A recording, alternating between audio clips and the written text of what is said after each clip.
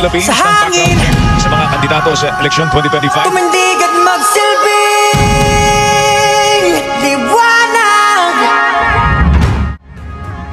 Our lives begin to an end the day we become silent about things that matter. Liwanag sa dilim. During election, the power is in the hands of the people. It's not just a right, it is a responsibility. So we as a voter must exercise this right responsibly. Should vote for a leader with integrity, vision, action, and genuine care for the welfare of our country. Apathy has no place in this crucial time.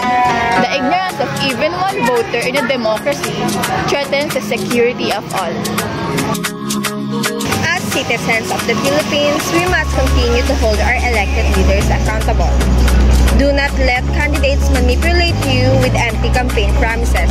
Never settle for the bare minimum, demand more, demand better. As the election approaches, voters must raise their voice and recognize the importance of voting. By making informed choices and encouraging others to engage, we can shape a better future. The future lies in our hands, so stand up, vote wisely, and take part in shaping a better future. One vote, one voice, one future. Make it matter!